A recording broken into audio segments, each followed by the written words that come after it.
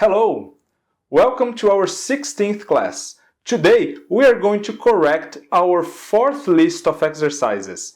E aí, pessoal, como é que vão? Todos bem? Bom, então bem-vindos à nossa 16ª aula. Vamos já hoje corrigir então a nossa quarta lista, não é isso? Como é que foram na lista aí? Muito fácil, muito difícil? Qualquer coisa, por favor, deixem os comentários de vocês aí, né, para eu também ter um feedback do que é que vocês estão achando das listas, tá joia? Lembrem-se que as listas são fundamentais para a gente fixar as matérias que a gente vem estudando ao longo das aulas, ok? Vamos juntos então, olha lá, primeira questão. Então, olha só. Fill in the blanks with the correct word in parentheses. Então, fill in, lembram-se, preencher, preencha as lacunas, fill in the blanks with the correct word, com a palavra correta, in parentheses, né? Entre parênteses. Então vamos dar uma olhada lá, olha só. Na verdade aqui eu queria que vocês se lembrassem quando é que a gente usa o much e quando é que a gente usa o many, não é isso? E também, claro, lembrando-se que quando a gente usa o much, a gente tem que usar o verbo haver, lembra? There to be no singular, então vai ficar there is. E quando a gente usa o many, a gente daí tem que usar no plural, there are, não é isso? Vamos dar uma olhadinha juntos então, olha lá. How money do I owe you? How money do I owe you? Então, money todo mundo sabe, dinheiro, né? Do I, então pergunta, o verbo é o verbo to owe. To owe significa dever, ok? A pronúncia owe, é como se fosse um OU no português, ok? Então a gente vai perguntar o quê? Quanto eu te devo, né? E aí, quando a gente fala em dinheiro, a gente pode contar o dinheiro ou não pode? Lembram-se disso? A diferença entre os substantivos contáveis e os incontáveis? Isso aí, a gente não pode contar. Então tem que usar no singular, não é isso? Uncount noun, né? Então substantivo incontável a gente usa no singular e, portanto, então a gente vai usar o much, né? How much money do I owe you? Quanto eu te devo? How much money do I owe you? Ele vai responder, não muito. E esse muito também, não muito dinheiro, né? A gente também vai, então, manter no singular. Então, not much. Only $5. Not much, não muito. Only $5, ok? Letter B. How, e agora a gente tem people. People é contável ou incontável, né? Então, people é contável. Então, a gente vai usar no plural. People está sempre no plural, lembram-se disso? Então, a gente vai usar, obviamente, o many, né? How many people? Quantas pessoas? How many people? E agora, eu quero perguntar quantas pessoas há? Ou, né, se preferirem usar o verbo existir, que esse sim pode fazer a concordância, né, com o sujeito. Então, quantas pessoas existem na sua cidade? Então, quantas pessoas existem, quantas pessoas há, né? No português a gente não pode flexionar esse verbo haver porque ele é impessoal, não é isso? Bom, mas então é plural. Então também a gente vai usar are there, não é isso? There are no plural, é o verbo haver no plural, o verbo existir no plural. Pergunta, lembra-se? Então a gente só vai inverter, então are there. Quantas pessoas há na sua cidade? How many people are there in your town? Quantas pessoas há na sua cidade? Então ela vai responder, há muitas. Como fazer isso então? Ou existem muitas, tudo no plural, não é isso? Então, there are many. Se quisessem completar, né? There are many people. Há muitas pessoas. There are many. 5 million people live in my hometown. Então, 5 million people, 5 milhões de pessoas, live in my hometown. Vivem, moram na minha cidade natal. Hometown, cidade natal, ok? Então vamos lá, continuando. Letter C. Então agora, eu quero perguntar se há muito tráfego em Xangai. Há muito tráfego em Xangai? Tráfego pode ser contado count noun or uncount noun. Não posso contar, né? Uncount. Eu não digo um tráfego, 2 tráfegos, não é isso? Então é claro que a gente vai ter que usar tudo no singular. Então vai ficar Is there much traffic in Shanghai? Is there much traffic in Shanghai? E a resposta também no singular. Yes, there is.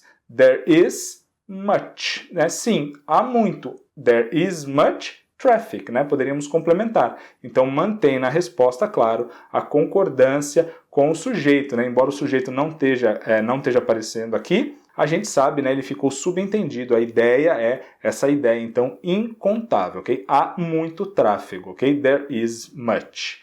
It takes me 40 minutes to get to work every morning. Então, it takes me toma, né? Seria como me leva ou eu levo 40 minutes, 40 minutos, to get to work, para chegar ao trabalho every morning, toda manhã, ok? It takes me toma, né? Então aqui uma expressãozinha já para vocês irem se acostumando a utilizar, ok? It takes me some time, né? Toma algum tempo, ok? Vamos lá então, letter D.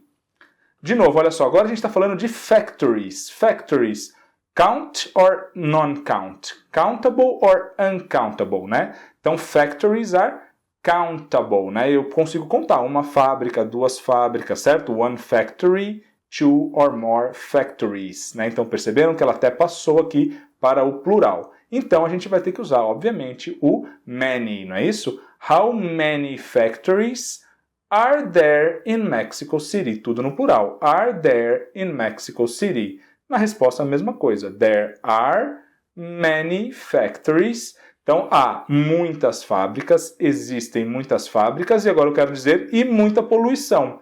Poluição é contável ou incontável?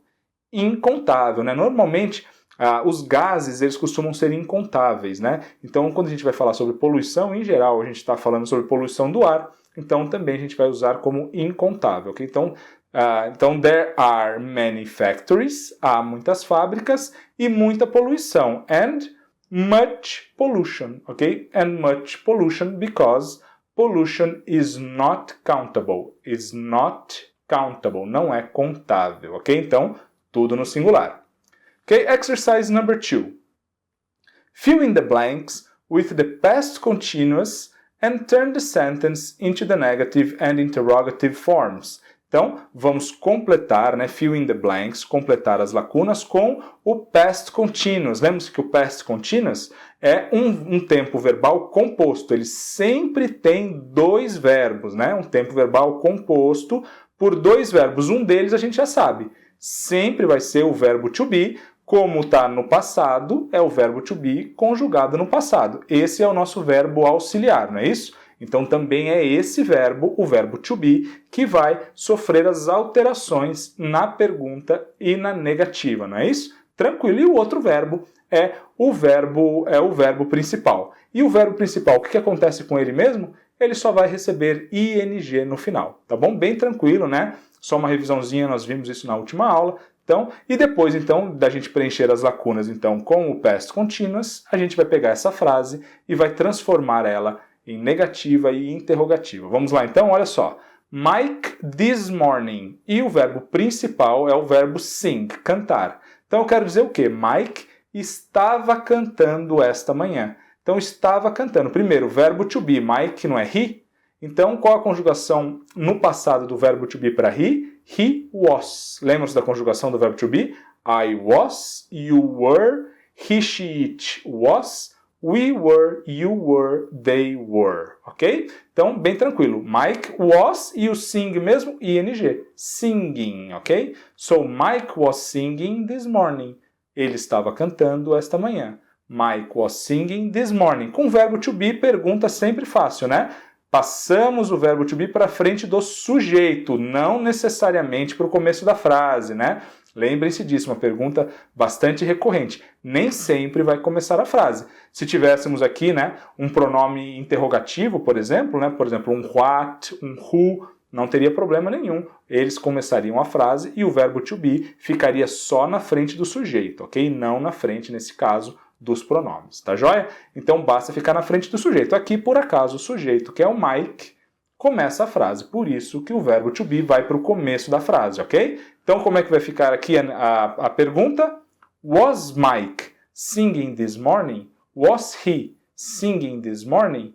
E a negativa a gente só acrescenta um not ao verbo to be, não é isso? Já estamos cansados de fazer isso aí. Então, Mike was not singing this morning. Lembrando que quem quis pode contrair was not com wasn't, né? Vai ficar então, Mike wasn't singing this morning. Ele não estava cantando esta manhã.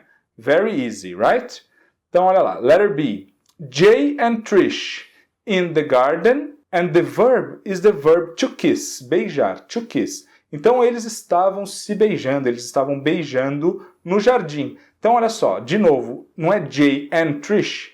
Lembram-se lá da nossa primeira aula lá sobre os pronomes sujeitos? Jay and Trish é a mesma coisa que they, não é isso? Então, they were, certo? Então, they were kissing.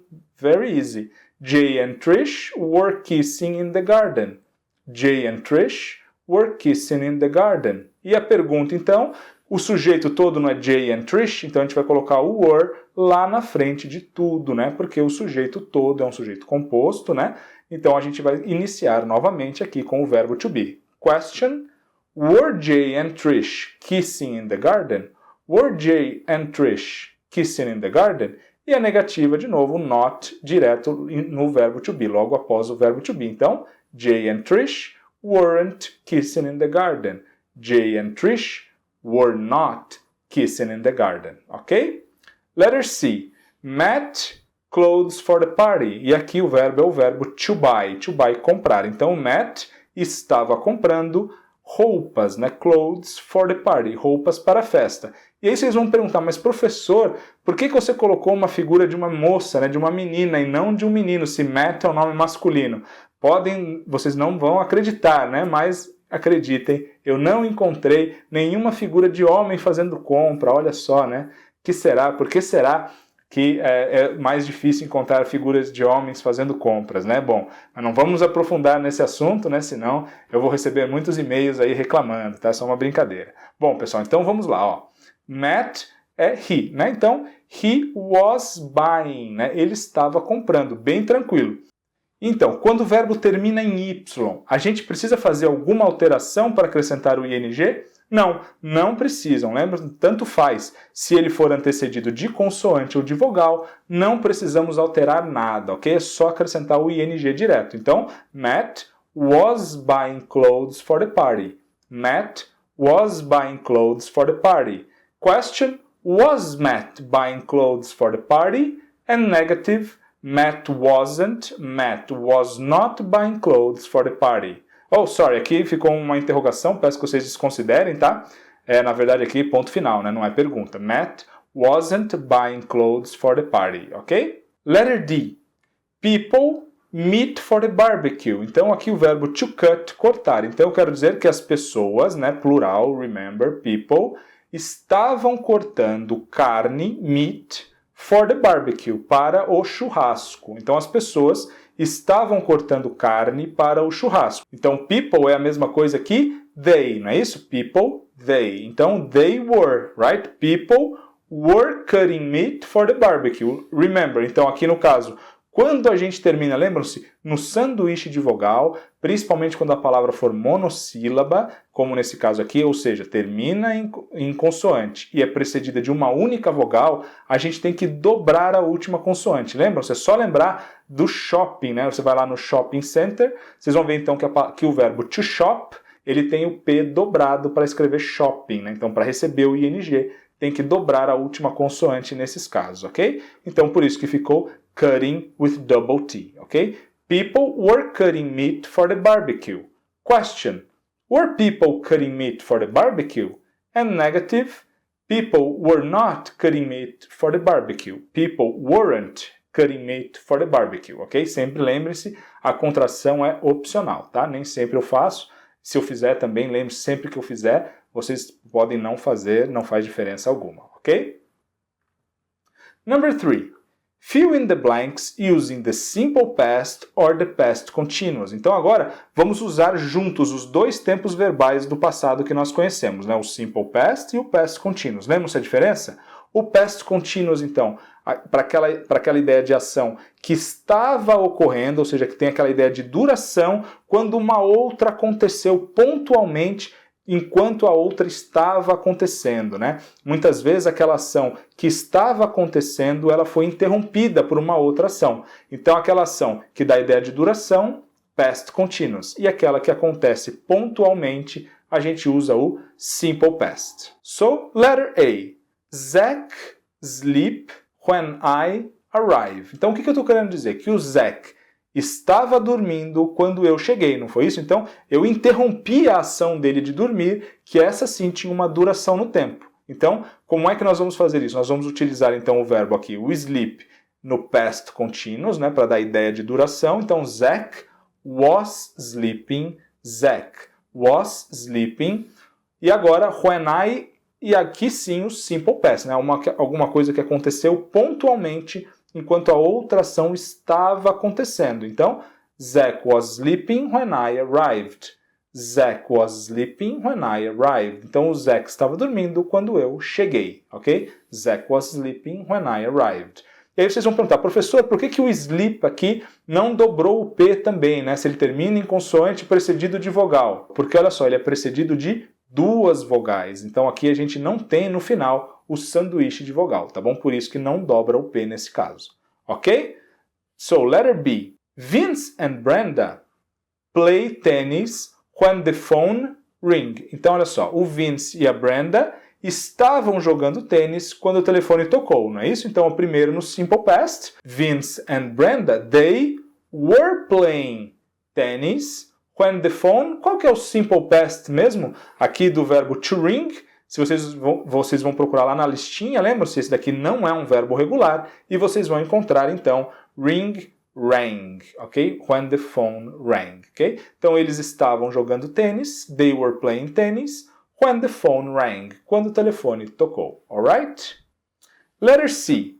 Peter wear pajamas when we call him to come out and play. Então, o Peter estava de pijama, estava usando pijamas, quando nós o chamamos para sair e brincar, né? To come out, para vir para fora, né? Para sair, and play, e brincar. So, Peter was wearing, né? Estava usando. Peter was wearing pajamas when we, agora simple past, when we called, né? Verbo regular. When we called him to come out and play. He was wearing pajamas when we called him to come out and play, okay? Now, number 4. Answer the questions according to the text. Use the verbs or the prepositions in parentheses. Follow the example. Então, nós temos aqui um textinho e aí nós vamos ter então que responder as perguntas utilizando os verbos ou as preposições em parênteses, ok? Então vamos ler o texto aqui, olha lá. There is a group of people talking at a meeting. Então, há um grupo de pessoas conversando em uma reunião. Here is a description of them. Então, aqui está uma descrição deles, dessas pessoas. Martina is shy. A Martina é tímida. She has long black hair. Ela tem o cabelo preto longo. She has long black hair.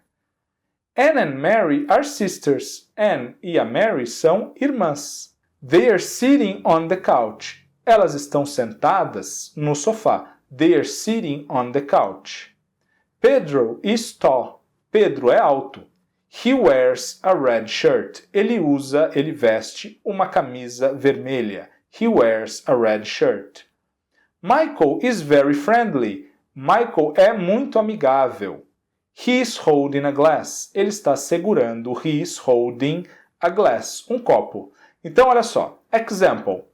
Which one is Martina? Então eu quero agora que vocês me identifiquem qual delas. Imagine que nós estejamos conversando e aquele grupo de pessoas está lá. E aí eu quero saber qual daquelas pessoas é a Martina. Então eu vou perguntar, which one is Martina? E eu quero que vocês utilizem a preposição with, né? Então pelo exemplo aqui, a gente pode dizer, she is the shy one, né? Ela é aquela tímida, she is the shy one, aquela tímida, with long black hair, com cabelos negros longos, cabelos pretos longos, né? Então, olha só, esse one aqui, claro, poderia usar she is the shy girl, she is the shy woman, sem problema, né? Ela é a garota tímida, a mulher tímida, então tem várias possibilidades, né? Esse one aqui, então, está só substituindo essa ideia de garota ou mulher, ok? Então, vamos continuar aqui. Letter A. Which ones are Anne and Mary? Which ones, então quais, which ones are Anne and Mary? Quais são a Anne e a Mary? E eu quero que vocês utilizem o verbo to sit, que é sentar. Então, como é que a gente pode dizer isso? Olha lá. They are, or Anne and Mary are, the sisters sitting on the couch. Então, they are the sisters, elas são as irmãs, sitting on the couch, sentadas no sofá. Sitting on the couch. Então, aqui nós temos, né, o verbo to sit no particípio, né? Aqui, de novo, olha só, sitting, double T, né? Por quê? Aqui o sit termina em consoante, precedido de uma única vogal, temos que dobrar a consoante, ok? They are the sisters sitting on the couch. Quem quis colocar? They are the women, they are the girls, no problem, ok? Mas aqui, como tinha os sisters, né, já ficava mais fácil para utilizar. Now, letter B. Which one is Pedro? E eu quero que vocês usem a preposição in. Então, olha só, Pedro is tall, he wears a red shirt. Então, nós vamos dizer, he is the tall one. Ele é aquele alto ou o alto in a red shirt, em uma camisa vermelha. He is the tall one in a red shirt. Ele é aquele alto na camisa vermelha. A gente, claro, em português vai usar o de camisa vermelha, ok? Mas em inglês a gente pode usar então aqui a preposição in a shirt, né? Em uma camisa, né? Ele está dentro da camisa, ok? Now, letter C. Which one is Michael? E eu quero que vocês utilizem o verbo hold, segurar. Então, olha só, Michael is very friendly, he's holding a glass. Então, which one is Michael? Michael is the friendly one, é aquele amigável, holding a glass, segurando um copo. Michael is the friendly one, holding a glass. O Michael é aquele amigável segurando um copo. Ok, pessoal? Bom, então ficamos por aqui hoje. Espero que tenham entendido. Se tiverem alguma dúvida, fiquem à vontade, podem me postar. Eu terei o maior prazer em responder. Na próxima aula, na verdade, nas próximas aulas, nós iniciaremos então o nosso estudo de um novo tempo verbal. Um tempo verbal que costuma trazer alguns problemas para muitas pessoas, principalmente para nós brasileiros, porque ele não tem sempre uma igualdade com os tempos verbais em português. Sem problema, nós vamos perder aí 2 a 3 aulas só falando sobre ele e vocês vão ver que é bem tranquilo, não é difícil, mas nós teremos também que conhecer uma nova conjugação verbal, que é o particípio passado, ok? Então isso tudo nós vamos começar a ver na próxima aula. Espero que vocês então estejam comigo, nos acompanhem, que as próximas aulas vão ser muito importantes, ok? Thank you all for watching. See you next class.